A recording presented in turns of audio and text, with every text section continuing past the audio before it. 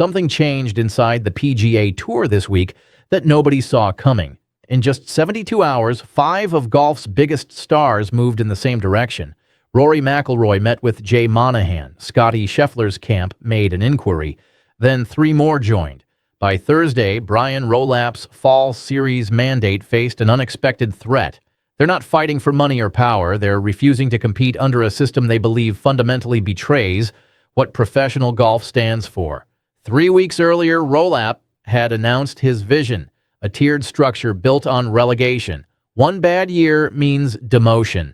He called it the future of professional golf. The best players in the world said no. Not negotiating, not requesting modifications, just no. 5 of the top 10 players on Earth refused the mandate. By the time Rolap realized what was happening, it was already over. The board was panicking. The sponsors were calling. This is the story of how one CEO tried to transform professional golf and discovered golf isn't a business the way he thought it was. Jay Monahan ran the PGA Tour for years, then he resigned. The tour needed a new leader, and in early 2025, they found one, Ed Rolap. 22 years in the NFL. He understood leagues. He understood structure. He understood how to create competitive incentive. What he didn't understand was golf. Most sports fans heard the news and moved on. A new commissioner, fine, same sport. Nothing changes, except something was about to change everything. Before we go any further, we want to hear from you. Do you think Brian Rolap's fall series mandate is necessary to make the PGA Tour more competitive, or is it pushing the players too far? And where are you watching from? Tell us your country or city in the comments. And hit subscribe, because what happens next could reveal just how serious this player revolt really is. Rolap looked at the PGA Tour's structure and saw inefficiency. He saw a system that didn't create enough urgency. He saw players who competed in events but faced no real consequences. The fall series, the events at the end of the year, felt pointless. Too many fields, too many no-cut events, too much safety. So he decided to rebuild it. In June 2026, exactly 18 months into his tenure, Rolap announced his vision, a tiered system. 2 circuits, championship series for the elite, challenger series for everyone else. And here's the part that mattered. Relegation. One bad year, your ranking drops. You lose your spot at the championship events. You get sent down to the challenger series. You have to climb back up. You have to earn your way back to the top tier. It sounded reasonable. It sounded like meritocracy. It sounded like the kinds of systems that work in every other sport in the world. The PGA Tour's official announcement called it a modernization. Rolap himself said it would create meaningful stakes and competitive clarity. He stood in front of cameras and explained it like he was introducing a new playoff system to the NFL, which, in a way, he was. The players, at least publicly, said nothing. For 3 weeks, nothing happened. No statements, no protests, no leaks, just silence. Then, the meeting. What happened in that room, nobody knew for sure, but within hours, phones were buzzing. Players were calling each other. Agents were getting involved.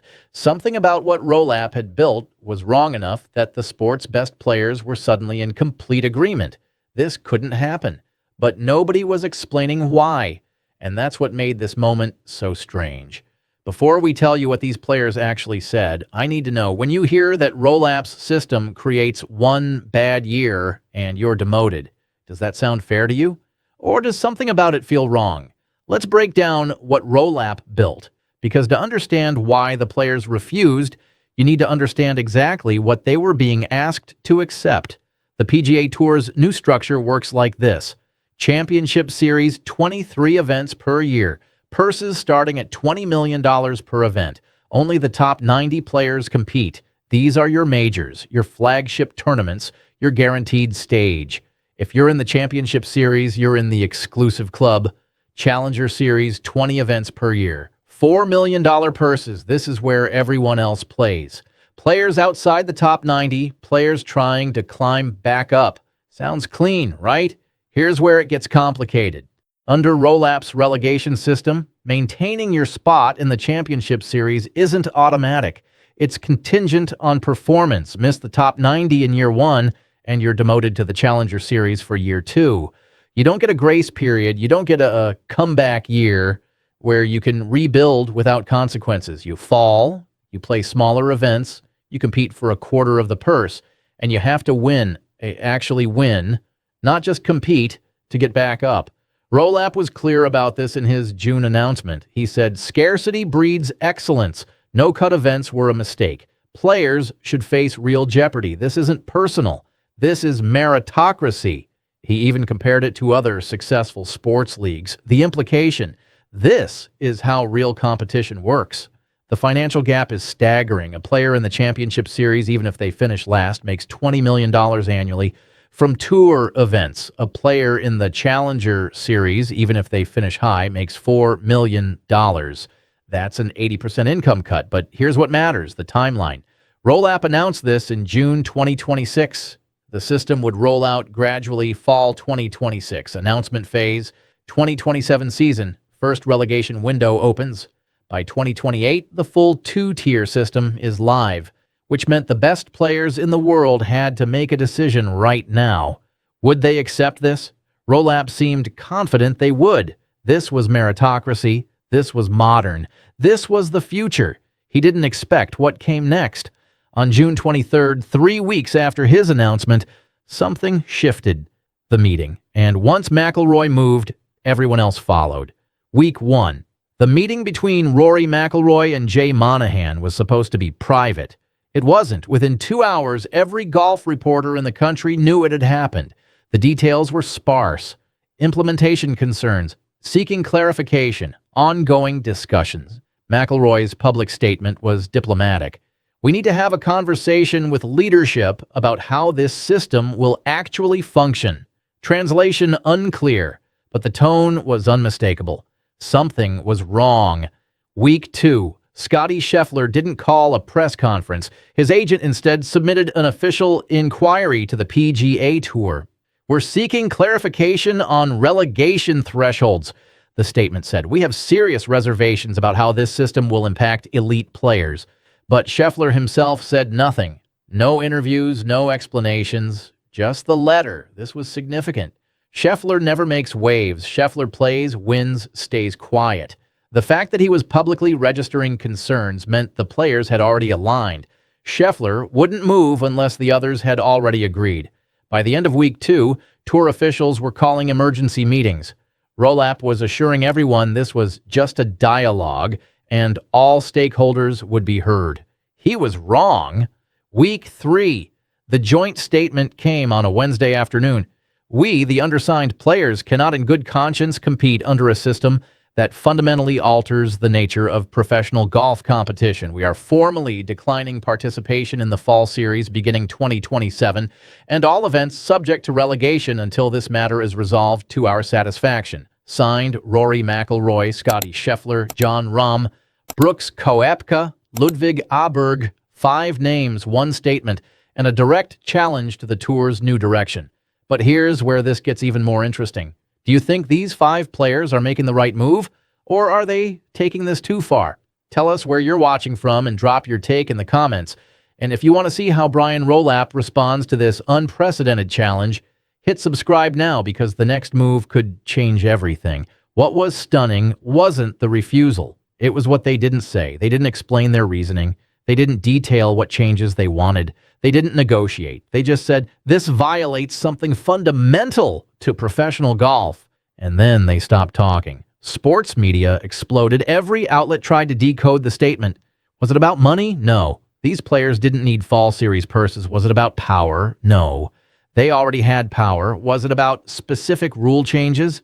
The statement didn't mention a single rule change. It just said the system itself was wrong. Week 4, other players started cautiously supporting. "We share their concerns," some said, not publicly, just to reporters off the record. Sponsors began pausing sponsorship extensions, not canceling, not threatening, just waiting. The tour's board convened. Rolap, for the first time in his tenure, looked visibly frustrated. "These are our best players," he told board members. "We need alignment." But he still didn't understand what he was facing because the 5 players weren't protesting a system. They were protecting something Rolap didn't even know he'd threatened. As Week 4 turned into Week 5, the pressure mounted in ways that didn't make sense for a business dispute. McIlroy's concern was immediate. One injury year, one ranking drop to 94, and he'd be demoted. I didn't win majors to prove myself in a second-tier event, he told his team. Scheffler saw it differently. This system doesn't reward excellence, it rewards fear. Before Rolap, a bad year meant recovery. Now, it meant punishment. Rahm faced a different problem. International players would have to abandon their home tours just to maintain status.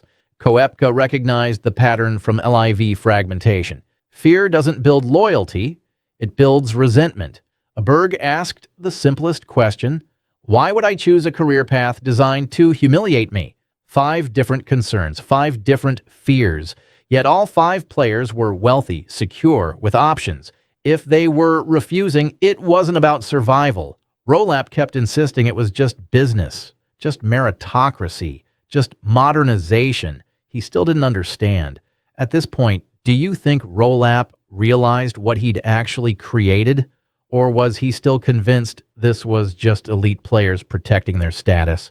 Rory McIlroy makes $50 million yearly from sponsorships. The fall series purse means nothing. Scottie Scheffler is number 1. Jon Rahm, Brooks, Koepka, Ludvig Aberg. None need the money. So why would they risk their relationship with tour leadership? The media kept asking. Players kept deflecting. You'll understand eventually.